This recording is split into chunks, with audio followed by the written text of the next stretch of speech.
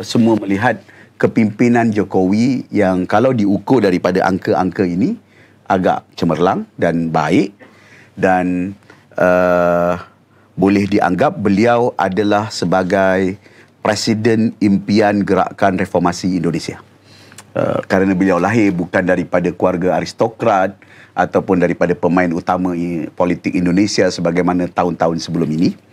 Dan apakah kesudahan Jokowi selepas beliau mundur ataupun meninggalkan posisi selaku presiden yang beliau pegang selama 2 penggal ini, dengan catatan rekod dan juga hal-hal terbaru yang ada pada hari ini. Jadi kalau saya boleh mulakan dengan Tan Sri dulu, sebab Tan Sri telah ada satu artikel yang secara terus tentang hal itu beberapa hari lepas. Silakan Tan Sri. Saya nak sebut satu perkara yang berhormat. Selama lebih daripada 45 tahun pelibatan saya dalam dunia kewartawanan, saya tak pernah diwawancara oleh orang politik, apatah lagi menteri-menteri besar. Ini adalah satu pengalaman yang bagi saya. Saya jawab begini, siapa yang tidak mengagumi Jokowi? Dari segi penampilannya, dari segi sosoknya, dari segi pendekatannya, dari segi cara dia mendekati rakyat, konsep belusukan, rapoponya, memang luar biasa. Dan kita tak dapat menafikan bahawa dalam masa 10 tahun kebelakangan di bawah pemerintahan Jokowi ini, kita dapati pertumbuhan, perkembangan dalam bidang infrastruktur dan juga dalam soal pertumbuhan ekonomi cukup luar biasa. Tak dapat kita nafikan itu. Dan pada waktu yang sama kita juga harus melihat bahawa Jokowi telah memainkan peranannya sebagai seorang presiden. Dia merupakan presiden yang ke-7 bagi Indonesia, dan dia telah memberikan suatu wajah baru kepada Indonesia. Dan kita semua kagum kerana dia bermula dengan kesederhanaan, isterinya naik ekonomi kelas, pada peringkat awal anak-anaknya berniaga seperti juga anak-anak muda yang lain dan sebagainya. Dalam seluruh proses itu kita dapati bahawa tentulah berlaku perubahan, mungkin kuasa mengubah dia dan sebagainya. Tetapi bagi saya lah, kita tidak dapat menafikan bahawa Jokowi dari segi approval ratingnya adalah yang tertinggi di dunia. Waktu dia nak meninggalkan kedudukannya sebagai presiden pun, approval ratingnya itu masih lagi dalam lingkaran 75%. Dan sewaktu beliau menjadi presiden, approval ratingnya itu 80%. Sama ada kita percaya atau tidak, pollster dan sebagainya, itu soal yang lain. Tetapi saya melihat bahawa Jokowi telah memberikan satu dinamisme baru kepada politik Indonesia, kepada pertumbuhan ekonomi Indonesia. Saya bermula dengan itu dulu, bahawa saya melihat aspek yang positif pada Jokowi, tetapi saya percaya bahawa kita juga mempunyai pandangan kita tentang kelemahan-kelemahan Jokowi. Tetapi bagi saya, beliau adalah seorang pendiri yang macam kata yang berhormat, dia tidak bermula daripada kelompok elit dan juga kelompok militer ataupun ketenteraan. Dia adalah seorang peniaga kayu yang bermula daripada Solo. Dan saya fikir ini adalah satu pencapaian yang luar biasa. Dan apabila imej ini dibawa dalam konteks Indonesia, tidak heranlah rakyat Indonesia menganggap bahawa dia adalah pemimpin orang biasa, pemimpin kita. He is one of us, lebih kurang begitu. Jadi ini adalah satu kelebihan Jokowi yang tidak ada pada orang lain. Saya mulakan di situ dulu. Mungkin Hidayat, kalau ada apa-apa nak ulas. Pengalaman di tumbuh buat oleh Menteri Besar ni, saya ingat mungkin sekali je lah dalam hidup sebagai Tan Sri. Menyambung daripada apa yang disebut oleh Tan Sri tadi, saya percaya Dr. Fairul Zakari menyambung dengan lebih baik. Saya mempunyai sudut pandang yang mungkin sedikit berbeza kerana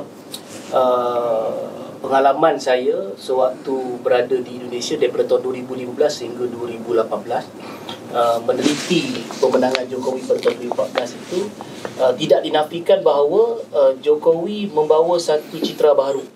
Sebab pada ketika itu, pemenangan Jokowi di awal beliau menjadi presiden dengan gandingan beliau Yusuf Kala, slogan yang dinamakan Jokowi adalah kita itu adalah satu benda yang betul-betul menanggap pemikiran masa Indonesia.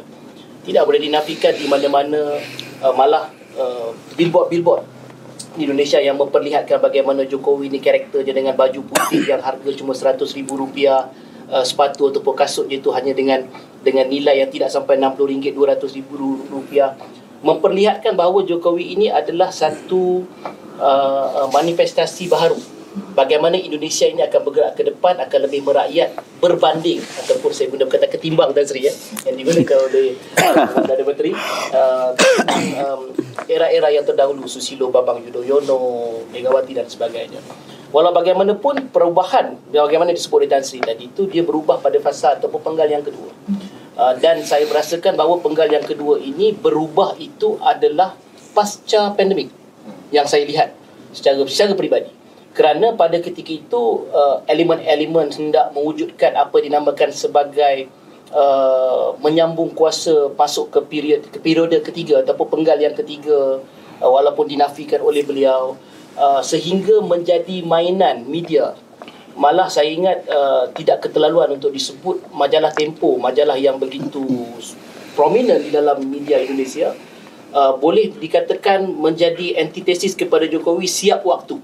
Malah beliau pernah menyebut salah satu edisi khas yang pernah dikeluarkan oleh Tempo pada bulan 8 yang disebut sebagai Nawa Dosa Jokowi. 18 dosa-dosa besar Jokowi kepada Indonesia, antaranya sebagai pematian demokrasi dan sebagainya. Dari persegi ekonomi tidak boleh kita nafikan bahawa Jokowi memperlihatkan upaya dan ikhtiar beliau untuk membangunkan Indonesia ke satu tahap yang sangat baik.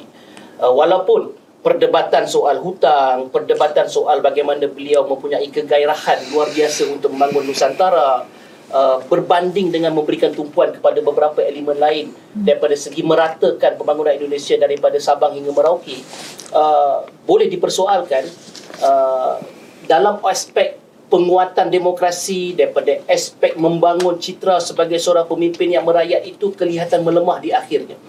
Sehingga dalam beberapa aspek yang saya ingat yang paling dominan lah, apabila ada ikhtiar untuk mengendengahkan anak bongsu beliau Kaisang Pangarep untuk menjadi calon wakil gubernur Jawa Tengah untuk bergandingan dengan Ahmad Lutfi, bekas komisioner polis. Namun mungkin disebabkan kerana beberapa perkara gagal perkara itu dilaksanakan dalam pilihan raya serentak yang akan berlangsung pada November ini. Usaha-usaha itu yang menyebabkan identiti dan imej Jokowi ini, saya boleh katakan, terbantut untuk dicitrakan sebagai seorang pemimpin yang besar.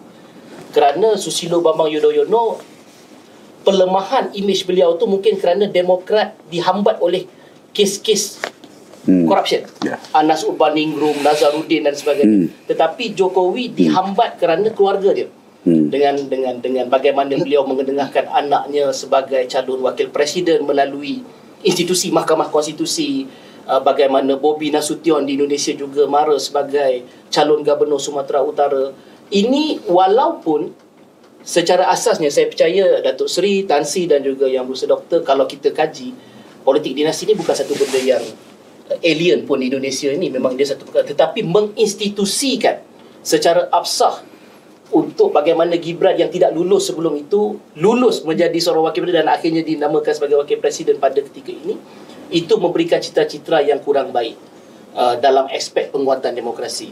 Itu yang kedua. Yang ketiganya daripada aspek perkara-perkara lain lah, antaranya yang kontroversinya daripada segi pelemahan media melalui beberapa perkara, dan juga menguatkan institusi beliau secara tidak langsung. Yang ini saya rasa akan masuk ke dalam fasa kedua yang Datuk Seri sebut tadi. Itu awalan daripada saya, Datuk Seri. Mungkin Doktor boleh baik, teruskan.